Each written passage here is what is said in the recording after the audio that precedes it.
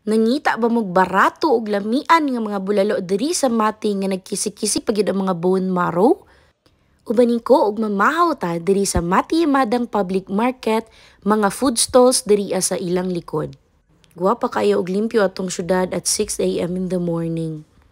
Para mas duol, pwede ka moagi diri sa terminal sa bus sa likod sa ato ang public market para duol rata sa food stalls. Daghan kay nagtapad-tapad ng mga karinderya. Mauni ilang lami ang bulalo na sulit kaayo for only 60 to 70 pesos.